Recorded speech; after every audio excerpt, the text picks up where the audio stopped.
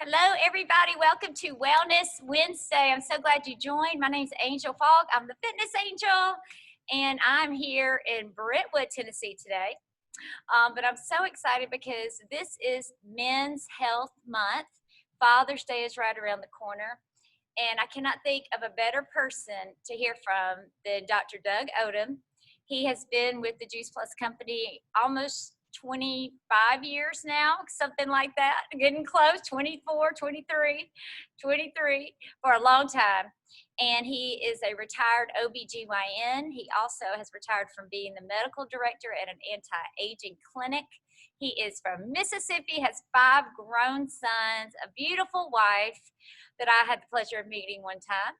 And he is all about health, and not just the food we eat, but every part of well-being. So he is going to be sharing from his heart today principles he's learned along the way. And he's a great example for all of us. So I'm excited to introduce Dr. Doug Odom. Take it away. Angel, you are just amazing. I just love your energy. I want to thank Elna for being on and Pam for being on. And Bonnie, good to see you again, though I can't see you, but that's okay. And everybody else that is on often. So thank you, though, for giving me the platform again. And I do want to share some principles. And principles are everlasting, never changing. These are things that that we have, tenets that we have that last forever. And whereas strategies and plans, interpretations, rules, laws, personalities, these things will change, but principles are with us forever. So I want to share some of the principles I've learned primarily from my mother, my dad, and my grandmother. We grew up in my grandmother's house, and I'll tell my story in just a second. But my story is a little bit similar to Kevin's that y'all heard last week. My dad was an all-star football player, a running back, captain of his team. He went to Southern Miss and played football, and years later I went to the same school and played basketball. But he parlayed his skill set into a coaching career at Petal. And for those of you that live in Mississippi, Petal is just over the river from Hattiesburg, where I lived. And one of my biggest disappointments in life was I never got a chance to play for my dad because I lived in a different school district. But I love going to watch him and watch his teams and watch the interaction of him and his players. And he not only coached football, which he won many conference championships, he also coached basketball. He won a state championship before I was born. He coached baseball, he coached tennis, and he coached, at that time, they called it track and field. And when he was in junior college, before going to college, he was a stellar track person, and he still holds the high jump record for community college in Mississippi. He's my height, about 5'8", and if you can believe this, this was years ago, way back in the, I guess in the 30s. He scissored, if you know what I'm talking about, in high jump. He scissored 5'11". That's well over his head. It's well over my head. And now they have all different kinds of techniques. But he was a very skilled athlete. But if you ask him what did he do, he told you he coached football. He also mowed the grass. He lined the fields. He washed the uniforms. And in addition to that, he taught math. And I could be wrong, but I think he made $240 a month. Now that's been a few years back. My mother was a homemaker. If you ask her what did she do, she was a homemaker. So she never had a paying job, but she worked from dawn to dusk. And so my parents taught me an awful lot of these principles.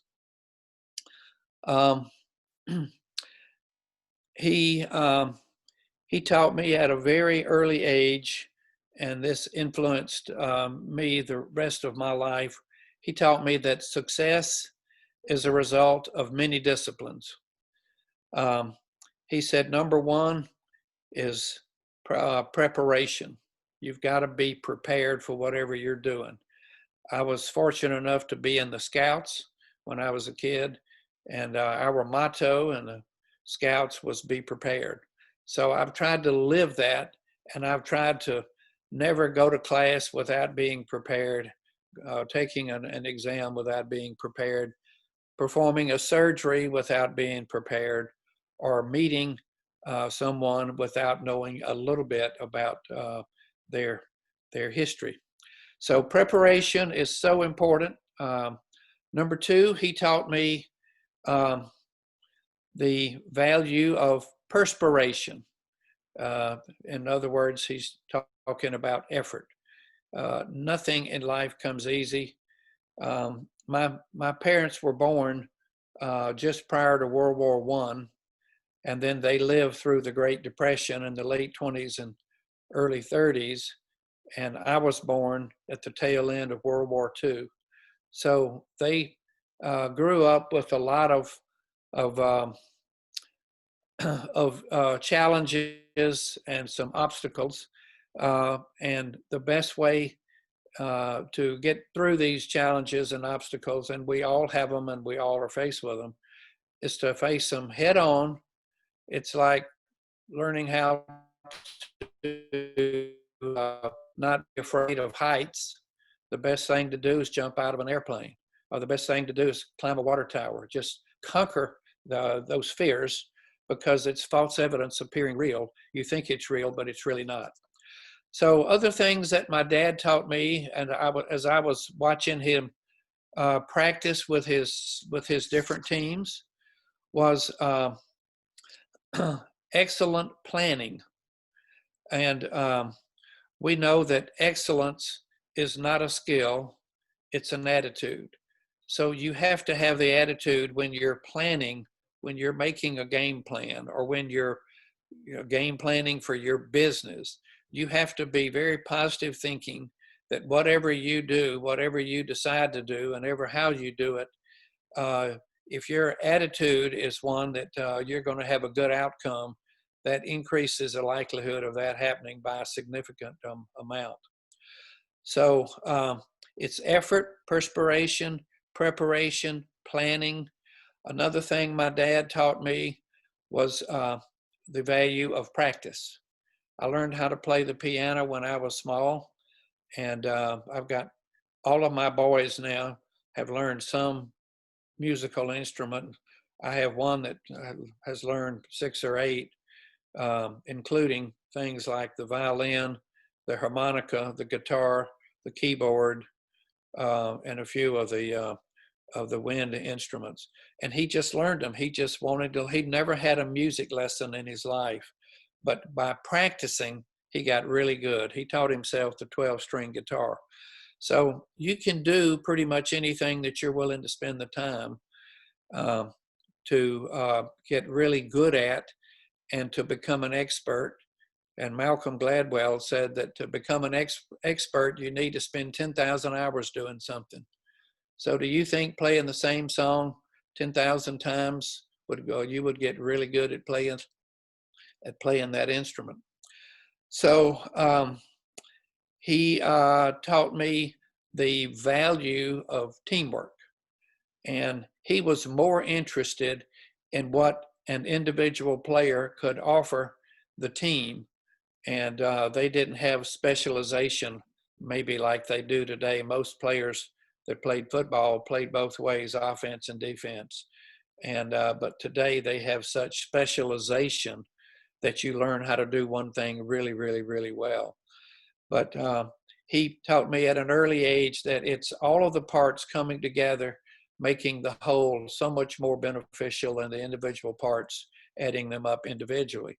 So teamwork, team, together everyone achieves more. I know you've heard that moniker. So he taught me how to set goals. And he said, set your goals high. In fact, he said, don't ever be afraid to dream. He said, dream big. He said, visualize yourself achieving these dreams. Visualize yourself.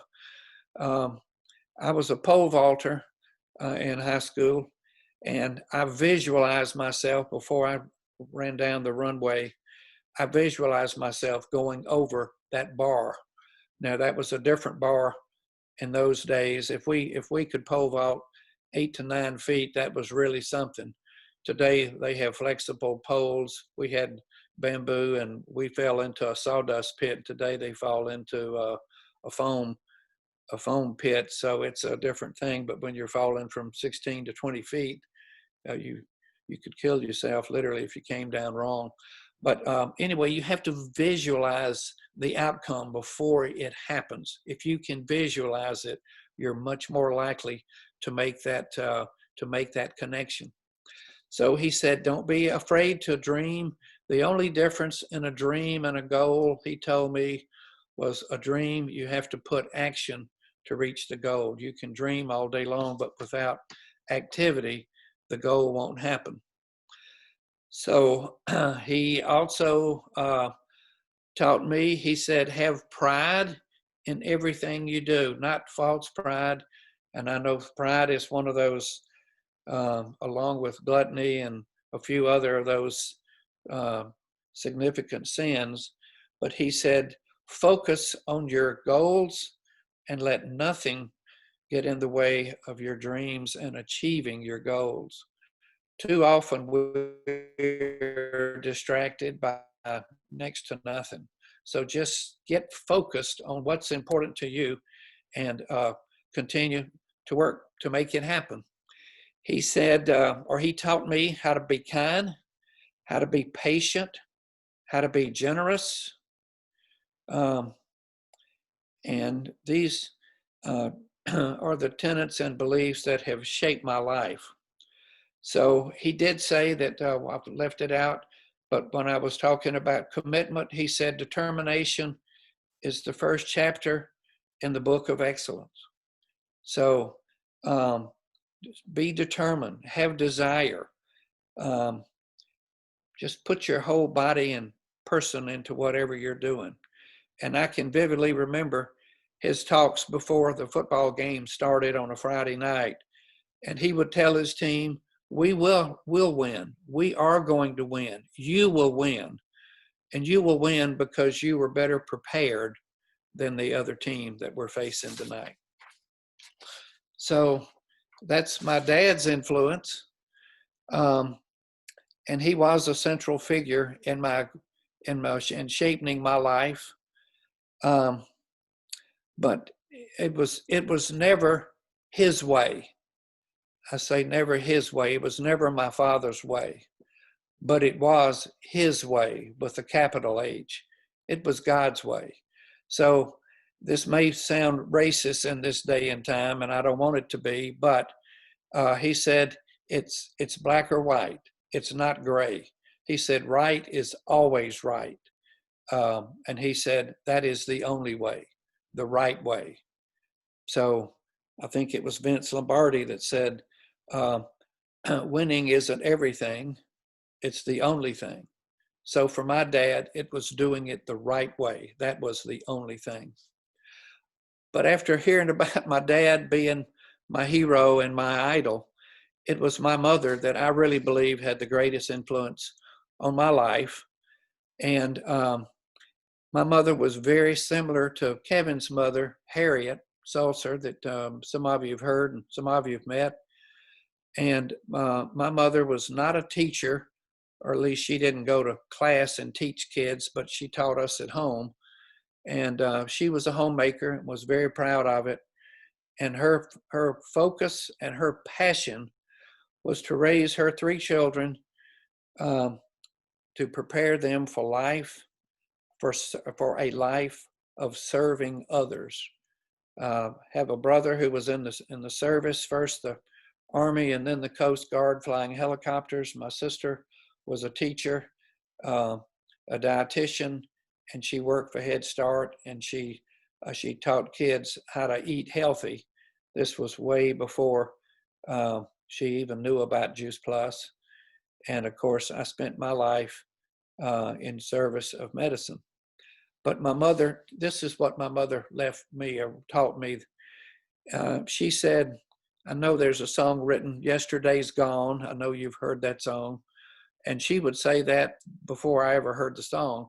She said, it's over. Move on. Yesterday is great. Appreciate it. Don't dwell on it. Don't think too much about it. If you had a great day, tomorrow may not be so good, so be humble. But live in the moment. Jim Rohn says that wherever you are, be there. Well, my mother said that without saying it that way, but she said, live for right now. Live for who you can impact. She said, live your legacy. Don't leave one. Live it. She said, influence and serve as many people as you can. And I've tried to use that as my platform, certainly in medicine, but also as a Juice Plus consultant. But my mother said, always have your eyes looking toward the future, looking for tomorrow. And she said, you will have several times in your life that will be hard times. You will have these obstacles. You will have challenges. They will occur. It's like saying, save for a rainy day. Well, we know it's going to rain one day. We know that we need to save some money. We need to have a savings account. So she said, be prepared for what's coming tomorrow. And she repeatedly told me that my youth would serve me and prepare me for opportunities that I would either accept or reject. So she said, be ready for these opportunities because you will have some.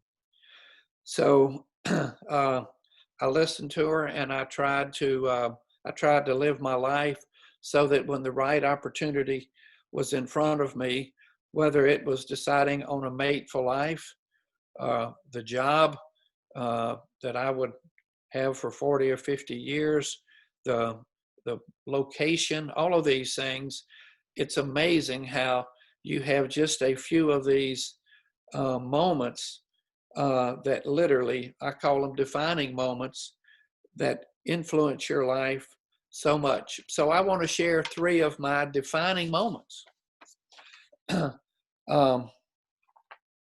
The first one, I went to Southern Miss, played basketball. I started college in 1962. So in the fall of 63, I was a 18-year-old sophomore. And we were going from Shreveport to Memphis. And for those of you that don't know the geography of Mississippi, we drove through Jackson so one of my basketball teammates could take the MCAT, the preliminary test, to see if you score high enough to have an interview and maybe entrance into med school. So I had one of my teammates who was older than me who had taken this test the year before. His brother was a doctor. His uncle was a doctor. His grandfather was a doctor. He always wanted to be a doctor. Furthest thing from my mind, but one of those defining moments was he said, why don't you take this test with me? And I said, I have no idea what you're talking about. Anyway, long story, I took the MCAT on a dare. I didn't have the $10 it cost, but my teammates gave me the money. My college coach chipped in a little bit. I took the test, and lo and behold, they said, you scored high enough, but you don't have enough hours in college. So if you'll finish your sophomore year and your junior year, and if you'll take organic chemistry and biochemistry and a few other courses, we will see if you can be a candidate to go to med school. So just on a dare, that totally changed my life and the direction of my life. And when I told my dad, I didn't tell him a word until I was accepted, till I got the letter saying, yes, if you can make at least B average, we'd love to have you next year. So I'm sharing this with my dad, And he starts laughing, and he laughed uncontrollably for maybe 3 or 4 minutes. And I'm getting a little concerned there, and I'm saying, so what's going on here? What's so funny? And he said, you remember when you were playing basketball and you had that ball on your knee and you kept playing through it and it kept getting worse and worse, and finally you had it lanced and you fainted on the doctor's table? He said, I know that you'll probably faint first time you see blood. So anyway, I showed him that I was a little better than that. So, but that's my first defining moment. My second was a chance luncheon that happened on May 13th, 1998. It was a Monday, and there was a luncheon that had been planned in Jackson, and there was a lady named Harriet Salzer who was in attendance at this luncheon. There were about 5 or 6 people there. There were several doctors from out of state that had come to speak, and I was the only person that went to that luncheon that was not a representative or a distributor with Juice Plus, and the only person that really didn't know what it was. But I heard enough that day that I said, yes, we don't eat enough plant food, and yes, vitamins aren't nearly enough. I've been reading for at least 10 years about nutrition being the foundation of health. And the foundation of nutrition is a diet that's rich in fruits and vegetables. So I said, boy, that makes all the sense in the world. How do I get this? So that was my second defining moment. My third defining moment occurred about a year and a half later, when I had 4 partners in my practice, and 2 of them decided that they were going to go to another practice because they were upset with me because they thought I was selling vitamins out of my office. They had no idea how those powders could influence people's health. And so I really was very unsure for a week what my future was going to hold, whether I was going to go back to the university and teach, or whether I was going to practice solo, which is pretty much suicide when you're as busy as I was.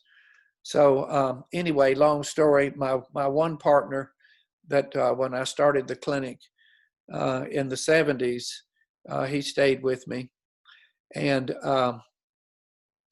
but I say this to explain this defining moment. I knew what we had was so much more than a vitamin. I knew it was so much more than a multivitamin. I knew how impactful it was. I told Jay Martin when I interviewed him and Elton DuBose and Dan,